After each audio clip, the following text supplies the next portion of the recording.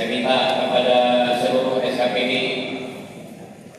ini melaksanakan kegiatan-kegiatannya maupun perencanaan, termasuk juga camat lurah sudah mengacu ke EP agar pembangunan kita ke depan lebih terarah lagi, lebih baik lagi. Dan juga saya minta kepada Sekda selaku koordinator penyusunan APBD, perubahan APBD ini harus berjalan dengan baik semua program-program ini. Nah, ke depan selain dari usulan dari musyawarah tingkat kelurahan kecamatan, ini ada kegiatan besar juga di 2020 ini, yaitu ada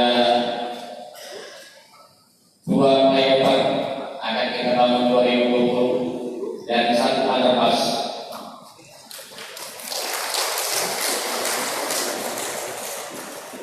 Tahun ini kita membangun 2 flyover di Jalan Rukun Sopati dan Jalan Kamarudin. Dari lurus tahun ini kita bangun, sudah selesai tendernya, tinggal pelaksanaannya. Nah, tahun depan kita akan membangun 2 flyover lagi. Ini terakhirnya wali kota di Jalan Sultan Agung 1 nyebrang rel. Kalau juga akan dibangun oleh pusat, kita lihat.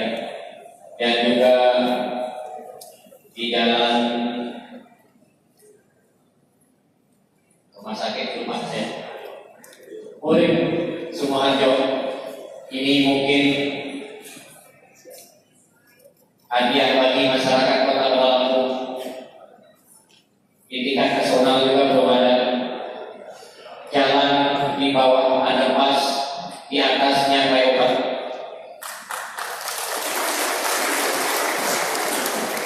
Flyovernya dari Kemaja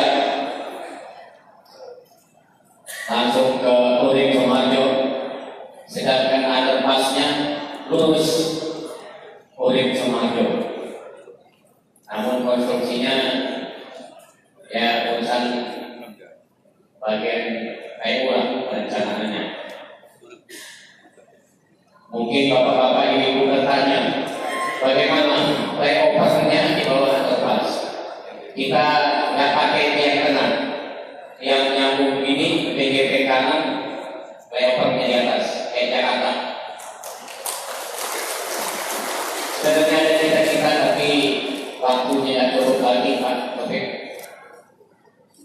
Di Jalan Kota Raja dan Intan kemarin ingin kita bangun juga flyover, tapi tidak cukup waktunya. Yang di bawah jalan, di atas jalan.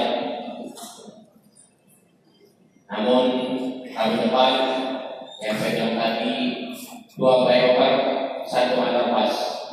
Nah, tahun ini kita membangun 2 flyover, jadi cukuplah 1 lusin flyover di Kota Bandar Lampung ini. 12, sekarang sudah 8. Tahun ini tambah 2, 10.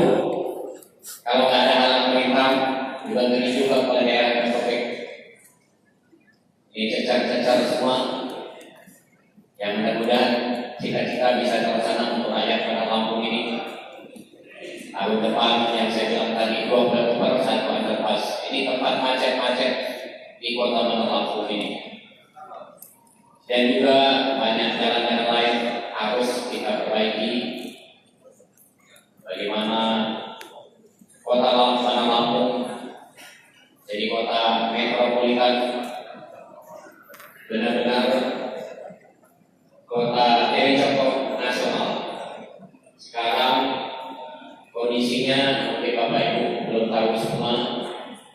Kita DPR Kabupaten Kota seluruh Indonesia yang diundang ke Bandar Lampung. nyongkok daripada pembangunan yang ada.